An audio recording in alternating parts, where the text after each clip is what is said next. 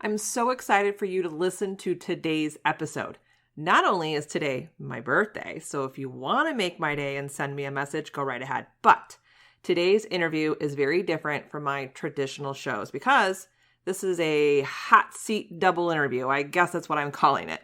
My good friend and brand strategist, Robin Graham, agreed to come on the show and ask me some triggering, juicy questions. And I'm asking her some great questions as well. And here's the thing. We have no idea what the questions are.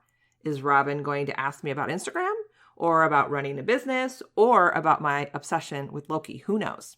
The whole point of this format is to show you that entrepreneurship is super vulnerable and messy and hard with so many ups and downs. We get into branding, communication, pivotal moments in our businesses, comparisonitis, and we also have some fun talking about our dreams. We definitely mention some of our favorite entrepreneurs like Ed Milet and Kathy Heller, and you know Tom Hiddleston is mentioned as well. So sit back, relax, and listen to a real, authentic chat about entrepreneurship, social media, podcasting, and everything else in between. Hey there, Mom Boss. Welcome to the Social Media for Mompreneurs podcast, where we dive into Instagram, personal branding, marketing hacks, and content creation strategies, all while balancing family life. And don't forget, we do it the fun and easy way. I'm Allison Scholes, once a corporate marketing coordinator, a teacher, and now podcaster and coach. And yes, I'm that boss lady in sweatpants. Go ahead and hand out the kids' tablets, open those juice boxes, grab your coffee or wine, and hide in your closet. Let's get this party started. All right, Robin, are you ready for this hot seat double interview? Oh, I'm ready, but I'm a little bit nervous. You know what? I'm nervous too because I don't know what you're going to ask me, and I have some great questions to ask you. So let's just dive right into this great conversation. I cannot wait to hear what you're going to ask me. This is so fun because we're going in this completely blind. So yes, completely blind. So, and I think my first question is, I started kind of with an easy one, but they get a little deeper and a little more vulnerable as we go. So, all right, so let's start with your first question. Robin, in your own words, what does branding mean to you? Oh, in my own words, branding to me is communicating how you are different from everyone else in your space. So your personal brand is what everyone else thinks, says, and feels about you. So your branding is how you communicate how you're different, your unique skills, abilities, your why, all of those things about who you are so that you can create that perception and begin to control what your brand is, what other people think, say, and feel about you. I love that answer. And I love how you threw in communicating, because don't you feel that as entrepreneurs are trying to build their business and they're trying to establish their brand, they're really just kind of focused and thinking on like the visual aspects of their brand. And they don't think about that communication piece. Yes, there is a lot of confusion around that. We tend to think of a logo as our brand. We tend to think of our color palette as our brand. But the reality is those are a component. Those are our assets. They help us or help others identify us and help us be more recognizable. But at the end of the day, through all of those aspects, you're controlling how other people feel about you. And that's the key, is taking that control to really differentiate yourself so that you can show exactly how you can help someone that no one else is going to be able to help them that exact same way. It's really creating that perception of the relationship they could potentially have with you. And when you talk about communicating, that's like very different aspects, correct? You're talking about the way you write, how you speak, your mannerisms in videos. Like communication is like that overarching umbrella, correct? Yeah, it's really telling your story. And I hate to get into the whole brand storytelling and, those methods and things like that. But it's really coming from that authentic place within yourself to educate people on who you are, what you do, how you do it, and what makes you different. And we do that through different ways. We do it through photography. We do it through those brand assets. Our color palette, there's so much to color psychology. So that color palette is important because it says a lot about your personality. And then being able to create copy on your website, being able to create social media posts, either like you said, through audio, visual, video, whatever those components are, that's telling your audience those things that they need to know about you to create that perception of you. Well, Robin, now I'm nervous because that was a fabulous answer to your hot seat question. And now I know you're going to come to me with the question. Okay, so my questions probably aren't that hard, but so Allison, I have had the honor of kind of walking along this entrepreneurial journey side by side with you. And I think that I treasure your opinion, your expertise, everything about you, I just adore. So the one thing that I hear from my coaching clients a lot is, and keep in mind, my ideal audience is, between 40 and 60. Most of them have been in the corporate world. They haven't been dealing with social media. They haven't been putting themselves out there. They haven't had to create this online persona and a brand online. So when I talk to them about using Instagram, which most of the things I know about Instagram are from you, but they get nervous. They say to me, I hate social media. I don't want to be on social media. It's going to take all of my time. I can't do it. I don't want to do it. So what I would like to know is, because I have watched you go from, I don't know, like 1,000 and something followers to over 2,000 followers, probably closer to 2,500 followers. And I've watched you come out of your shell. I've watched you go from truly polished to truly authentic and coming on in any state and meaning, appearance or whatever, energy, whatever. And I just want to know, from your perspective, what do you tell people when they come to you and they have those same excuses? Well, I'm glad you said excuses, because it really is an excuse, because I think the biggest thing, and building a brand, building your business, and showing your authenticity on Instagram or any social media platform, it's not easy. And it's not an overnight thing either. And I think the problem with people who are trying to put themselves out there on social media feel that they have to follow a certain formula that they've learned from another expert, or they need to show up like so-and-so to get XYZ because that's how they're doing it. So I think the problem is we're watching way too many people all the time, just continually watching and learning. And I think the problem with that is then we get stuck in that like state of inspiration, which is good in the beginning, right? We want inspiration. But when we don't move out of that state of inspiration and go into like a state of doing, you're never going to figure out how to show up on social media. And the other thing I hear a lot, Robin, is like, well, I'm not confident to put myself out there. And here's something I've learned about confidence. You earn it through doing. You don't get confidence and then start putting your business out there on social media, start doing videos, start showing your face. You actually have to do that first to earn the confidence. So if someone's like, oh, I just don't know where to start, it's start with one thing. What is one thing that you are known for, you're super good at? Just start with the one thing and start putting it out there, because you won't learn or really understand or clarify your authentic self until you start doing it. Like, that's really the magic to it, is do it first, then the confidence and the authenticity will follow. Oh, I love that. And it's true, because when my clients have started using it and people engage with them, they light up, they get excited, and they start to see potential and hope for the growth of their business. So you're right. And I think it is a lot of times and you and I have had this conversation many times before about imposter syndrome, and Mm-hmm. maybe we'll circle back to that in another question. But I really think that that confidence component is a big thing. But I think taking action, and I know for myself, I can speak to that. Like I used to be terrified of doing video, but the more I Mm-hmm. did it, now it's like, okay, give me some light and here I go. So I think you're right. As we take action, our confidence builds, and that allows us to show up more authentically and not even think about what other people are doing or saying. Yeah. I mean, I've seen that with Instagram Reels. In the beginning, I had so many people tell me, I will never do that. No way. Now they're doing it. Mm-hmm.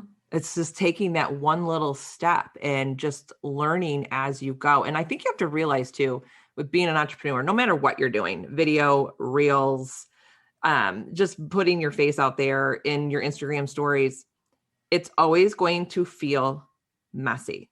It doesn't matter what stage you're at being an entrepreneur. It doesn't matter. If you're not growing, and if it feels like it's kind of like being in your comfort zone, if it feels good all the time and easy peasy, you're not going to grow. It's always going to feel messy. You are never going to get to that end spot ever. Yeah. Yeah. As soon as you're in your comfort zone and you're there for more than a day, it's time to move. Mm-hmm. It's time to start shaking things up a little bit, because once we're comfortable and secure, that means that we're not growing. Yes. All right. I Yeah. think this is going to lead into my next question for you, Robin, because we've all faced a major decision in our lives, if not many, that have resulted in us choosing to take a left turn instead of going right. Was there a major pivotal moment in your business? Oh, wow. That's a really good question. And there have been several. As you know, I started this business as a professional photographer, and I quickly discovered that I was doing all these things that were not fueling me. Like I Yeah. was enjoying the photography component, but all the back end stuff I was not enjoying. I didn't like editing. I didn't like, having to appease people and all of the complaints of, can you make me look 10 pounds lighter? Can you make me look 5 years younger? Can you edit this? Can you take this face of my child and put it on this picture? And I didn't want to do all that. Like that wasn't my thing. And I also knew that strategically I needed to, no, I said that wrong. I needed to be more strategic. I needed to use my gifts of strategy. And so I transitioned my business to focus solely on headshots and branding photography. And that fueled me. That made me happy. I was working with professionals, like minded people, and I was able to communicate with them on a level that not only inspired me, but I felt like I was in my element, right? As you know, I've got my doctorate in pharmacy, so my brain is a little bit complex, I guess. I don't know. I'm a total geek, but I needed more. And so being able to interact with professionals all the time was a blessing for me. I really enjoyed it. But when I started working with solely those people, I realized how most people don't have that gift of strategic thinking. They don't know how to build a foundation to set up a brand marketing strategy for long-term success. So they see things that are online, and it's like that shiny object syndrome where you have, oh my gosh, they're telling me to do a funnel. Well, I'm going to pay for that funnel system and I'm going to set up a funnel. But you can't do that and set up a funnel, and you can't jump into ads without having a foundation and a strong core for your brand that is really and truly the foundation for long-term success. And so when I started seeing this as I was working with my clients, I thought, this is it. This is what I have to do. And so that's when I'm still doing headshots and branding photography, but I've scaled back and I'm focusing now on coaching. And it is just the biggest blessing that I've ever experienced, because I'm watching these women find confidence and security, not only in their personal brand, but just with the business world as a whole. And to see these people grow and to blossom into who they are and what they're being called to serve as is just, to me, huge. So I guess I've pivoted twice since I started this business 10 years ago. Yeah, 10 years ago. And those are the two biggest ways that I pivoted. And did you find when you pivoted entering into that coaching space, did you have a lot of like fears as, am I really qualified to teach other people brand strategy? Every single day. And what has helped me is, before I even transitioned into full on coaching, I had my Build a Brand program where I was working with, I had like a team of contractors where I had a website designer, graphic designer, social media manager, copywriter, a videographer. And so I had that experience of teaching people and working with the copywriter to make sure that the copy was SEO ready, to make sure that the the graphic designer was just awesome, and we both had very similar visions, so it was easy to work with her. But making sure like the photo placements on the website were where they should be and how I had envisioned them, and just different components of building out their businesses and teaching them like what messaging to use and what was going to be effective, and creating those keywords, key phrases to build their business and their brand around. And so that helped me tremendously when I came into coaching, because I knew I had helped them and I knew that they had all achieved success. They had sent me messages saying, "Oh my gosh, it's working. I have so many new clients," or, "Oh my gosh, I'm going to meet my goals and now I can leave my 9 to 5 and my side gig is becoming my full-time job," and things like that. So for me, when those fears, and Allison, to this day, they still come up. Just last week, I had to sit with my journal and I had to write out and really talk to myself and get those thoughts out of my head and onto paper and say, okay, here's what I'm thinking, but I am a good coach. I have helped people build their brands and businesses. My current coaching clients are seeing success. Their phone is ringing. They are getting new clients. They are using Instagram for the first time ever, and they're using it successfully. And I could, map out all the things that I've taught them that are influencing their journey. And so for me, anytime I have that imposter syndrome, that comparisonitis, we call it, or anytime that fear steps into, or doubt steps in, I have to go back to the basics of mindset work. And that is what has helped me tremendously. I love that. That's such a great answer, Robin. I hope so. I hope it helps somebody else. It's helping me. Okay, so now that is a great segue, as Brenna would call it. A great little shout out to Brenna. Into my question for you, because we have had this question or this conversation so many times about imposter syndrome, and you are in the realm of everything Instagram, which to me can be very intimidating, because you get on that platform and you see all these people who are doing similar things, saying similar things, but at the end of the day, it's really hard to keep yourself in a silo so that you're focused solely on what you're doing. So I want to know from your perspective how you go on this platform and you're there. I see you posting multiple times a day, and I know you schedule all these things, but I know you're going in there because you have to engage and to build relationships. So I want to know how you are balancing all of that, because for me, I had to kind of take a step away, and I can't consume before I post. So I want to know how you are doing this, because you show up, you are on your game all the time, you're super creative, but I want to know how you're doing it and what you recommend to people who are struggling with all of that on that platform.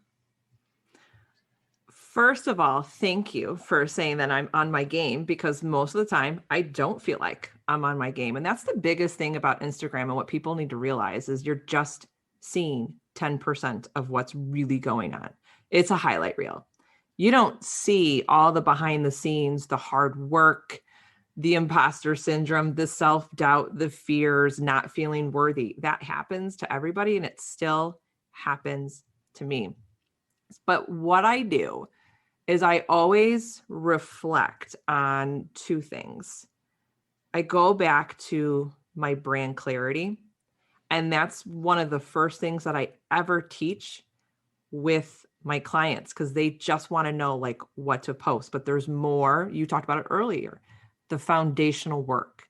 Same thing with Instagram. You have to really understand your own brand clarity. And it always goes back to two things for myself when I get stuck in that imposter syndrome. I go back to, what do I want to be known for? I keep that in my brain, even though everyone else is doing things for Instagram. The gurus are teaching this, they're teaching that. But I always go back to, what do I, as Allison Scholes, what do I want to be known for? And then I go back to, what are my intentions for being on this platform? And that's how I stay in control. And I think that's the biggest thing, is understanding that you do have control over the app. Don't let Instagram control you. Don't let it control your thoughts. Don't let it control your time. You have the ability to control what you do. And for me, that is just choosing certain little times throughout the day with very focused. Like, I'm going to spend 10 minutes and I'm only focusing on post in my newsfeed, and I'm going to engage there. Then I get out. Then I'll go in later and go, okay, I'm only going to focus maybe 10, 15 minutes in my Instagram stories. And I'm actually going to leave comments, because here's a little tip for the audience. When you actually comment on an Instagram story, you're creating a one-on-one DM, which is a one-on-one conversation. Mm-hmm. And then maybe later in the day, it's doing something else for a little bit of time. But I think that is the biggest thing, is just go back to what you want to be known for on the platform and your intentions for being on the platform. And that's how you're going to simplify the process of being on Instagram. And that's how you're going to control your time. I love that. I love that. And it's a different way of looking at it versus thinking to yourself, okay, I've got to do this because I've got to get clients there. I think if you use your intentions, first of all, have clarity, use your intentions, and then know why you're using the platform. And maybe it is to get clients, but you have to do the other two things first and know specifically why you're showing up there. So I love that answer. That's great. And I think too, we also have to remember to shift the way we think about the platform. It's not about us. It's not about vanity. It's not about becoming popular. I always try to get on there and think to myself, who am I going to help and serve today? Mm-hmm. That's it. It's not about me. It's not about checking how many new followers I got and how many comments I know. Like, I really don't pay attention to that kind of metrics. I only pay attention to what posts are resonating with my audience, looking at the engagement, looking at what's getting saved and shared. And then I will create more content based on that. Yeah, I love that. Yeah. And that's, I think you probably are really good at using those analytics and finding where the value is really resonating. And that's key. Yes, it is. Absolutely. All right. Now we're going to transition. We were talking a little bit about Instagram and social media. Now I want to talk about podcasting. This is a fun one. If you could interview anyone on your podcast, who would it be and why? And they have to be living. I just last week set a goal for myself to get Jen Chinchero on my show. So that's number one. She is the author of You Are a Badass. And yeah, okay. It took me a minute. I'm like, where have I heard that name? Oh, that's Jen a great Chinchero. One. And then because she's funny, she's sharp, she's in the second phase of her life. Her first phase was not easy. And then can I give you two? Because yes. The second one, and I'm just going to put this out to the universe, is Kathy Heller. And I love her because she is so authentic. She's so no nonsense. She pours her heart and soul into everything she does to serve other people. And our faith, she's Jewish, I'm Christian, but at the end of the day, our principles and values in life are so mirrored. So she's the second one. Those two people are my top goals. And regarding Kathy, I follow her on Instagram and I love her videos. Mm-hmm. And when you said authentic, yes, hands down, When I think of authenticity, she's definitely at the top of the list. Mm-hmm. Oh, such good answers. Yeah. I love those two Yeah. people. Yeah. Well, I want to ask you the same thing. Okay. And I think I know who at least one of yours is. You probably do. But I want you to say it because I think this is such a pipe dream, but it's so good. And I love this person too. So tell us who it is. If I'm right. If you're right. Well, I actually have two. And it was one of my goals this year. And I've been interacting with this person a lot on Instagram. My first one is Ed Milet. He is just my absolute favorite entrepreneur. He's got a great story and how he is helping people build their dream business, but he's also so about making an impact on people and helping people. So he's definitely my top one. My second one, and this is probably no surprise, is the celebrity Tom Hiddleston. Yeah. And he is the actor for Loki. And everyone knows how Loki is so involved with my branding, right? I would love to have him on my show and just talk about that relationship with that role and how he has, in his real life, caught himself being Loki, mimicking, manipulating, being a trickster. I just think that would be like the best conversation ever. Oh my gosh, what a dream come true. Well, let me ask you this. Would you be nervous if you interviewed him? Oh, absolutely. I would be nervous. But you know what, though? I would definitely do it. Like, how could you not? How could you not? If that opportunity arose, of course, you'd be crazy out of your mind to say no. And speaking of nervousness, I still make, this is a follow-up question for you too. I still get nervous to interview people on my podcast, if I know them or not. Do you still get nerves? Mm-hmm. Absolutely. Sometimes more so than others. It depends on, number one, who they are and like what their following is and what their expertise is in and how well I know it. And it also depends on the level of preparedness I've had. And, in regards to them, like, I don't like when I'm pitched and people say, here are the 3 questions to ask this person. I want to ask what I want to ask. And so sometimes, like, if it's a big name, I get a little intimidated, a little nervous. Yeah, I think someone said one time, it was in relation to public speaking, that if I didn't get nervous, then I wouldn't do as good of a job. So I kind of look at that as like, that's my excitement and wanting to serve them and help them serve my audience in the best way possible. So that's how I look at that. But yes, absolutely, hands down, I still get nervous. Can you think of a specific guest that you were the most nervous for? Oh gosh.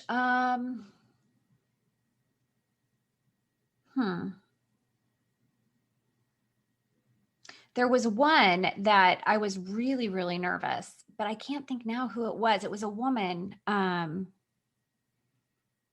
I believe she was an author. I can't remember, Allison. There was one that really, I was like so nervous. And when I get nervous, my nose sweats. So I was like nose sweating nervous.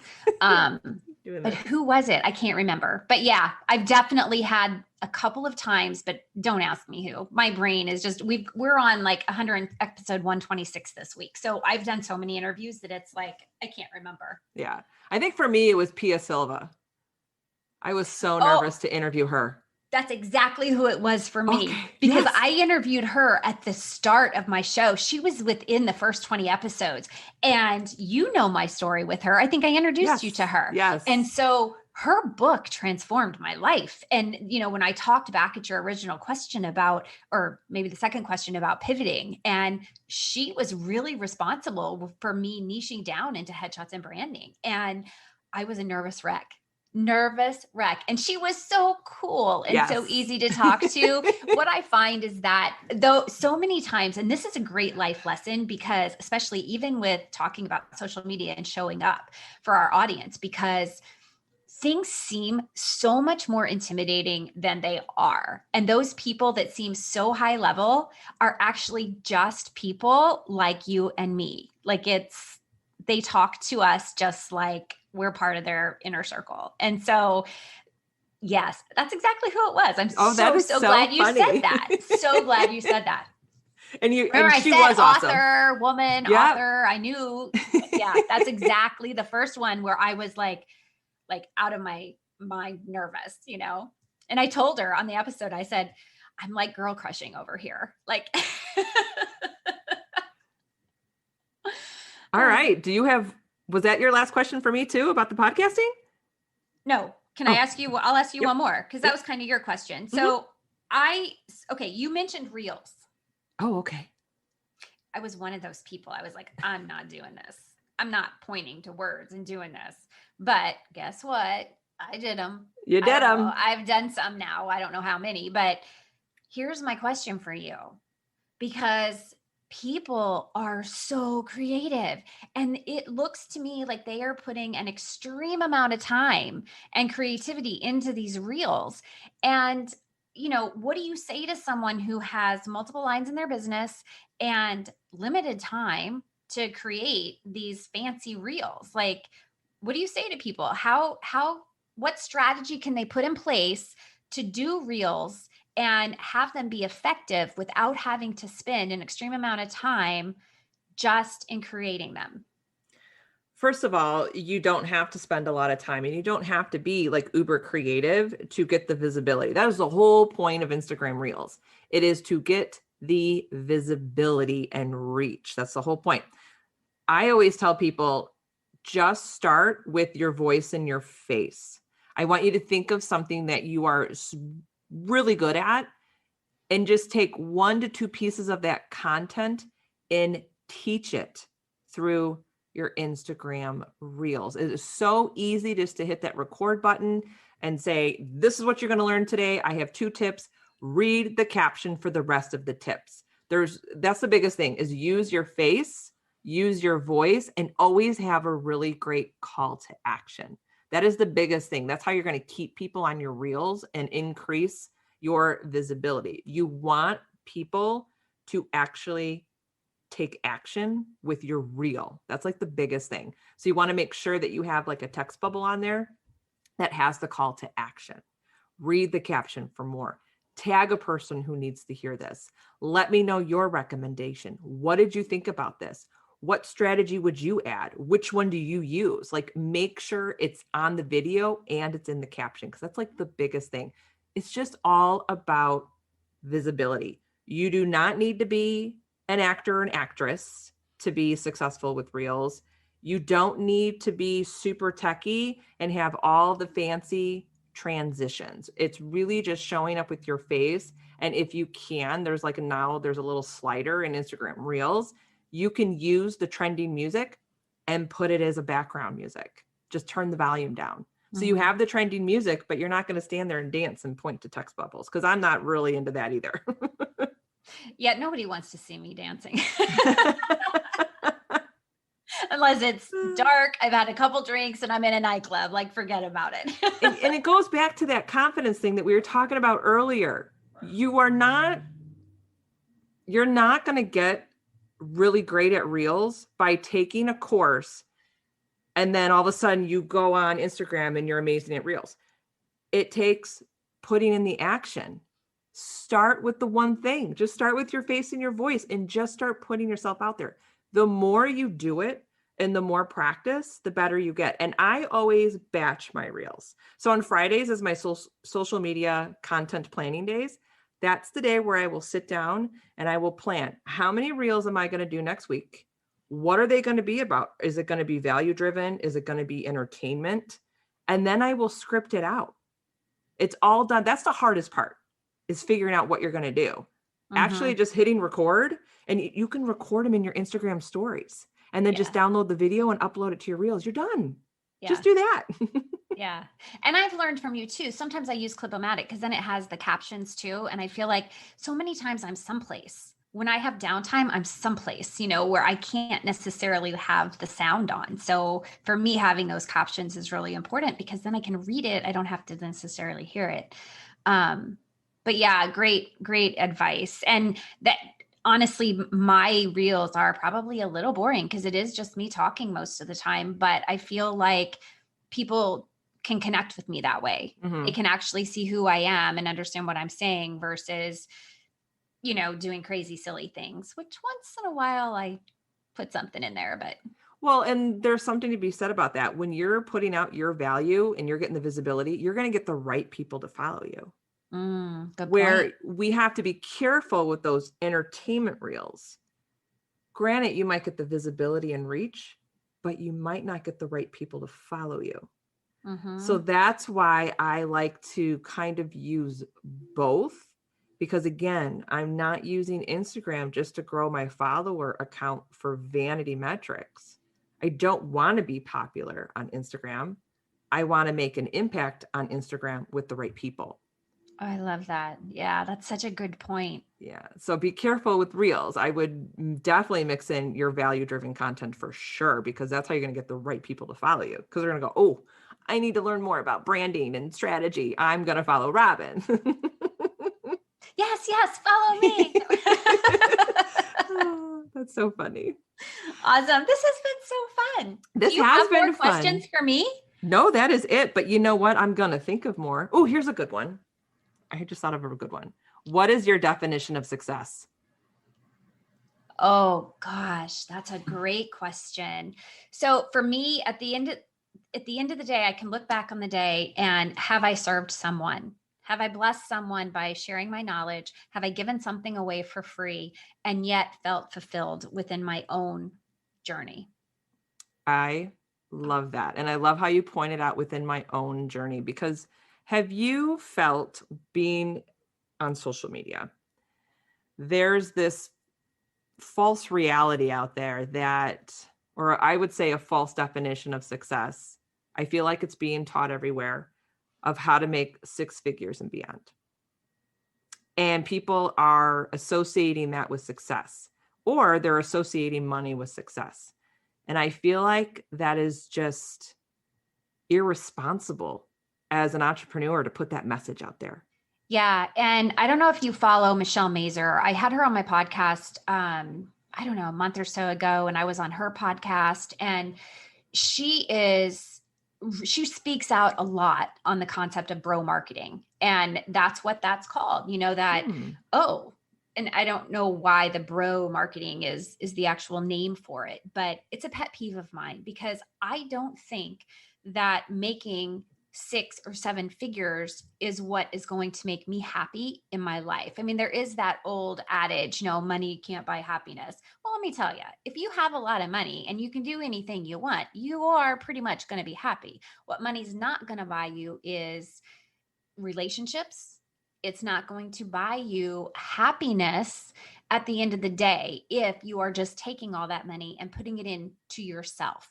We are meant to serve. God has called each and every one of us to do something for someone else. And to me, that is where I find the most joy, is knowing that I have helped someone. And if people are struggling with this, what I like to do is every single night before I go to bed, I grab my journal and I write at least 3 things that I'm grateful for. And Allison, at the end of the day, sometimes I'm so tired and I'm like, what am I grateful for? What did I do today? I may be grateful for the fact that I had a sharpened pencil, because that's all I can think of. But then once I write that down, other things start flowing in. And it's like, oh my gosh, I made so-and-so smile today.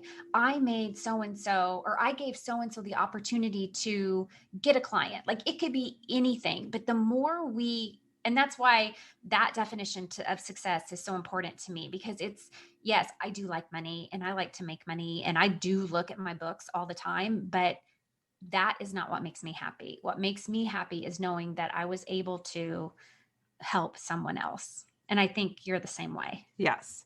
I 100% agree, because your bottom line does not define your success. And it doesn't define who you are. Yes. Money doesn't define who I am as a person. Yeah. I love that. Yeah. And if I had all that money, but I wasn't serving other people, I wouldn't be happy. So that would not equate to success. Yeah. Oh, so good. Yeah. Robin, this was such an awesome conversation today. Oh, I just can't wait for everyone to listen to this, and I can't wait to hear their feedback. So I'm sure I'm going to have you on the show again. Thanks, Robin. Thank you. I loved it. Thank you for tuning in today. If you loved today's episode, then please head over to iTunes, social media for mompreneurs, and leave a review. Your review helps grow the show. And don't forget, head to bossladyandsweatpants.com to grab all my freebies and hang out with me on Instagram at Allison Scholes. I'll see you soon.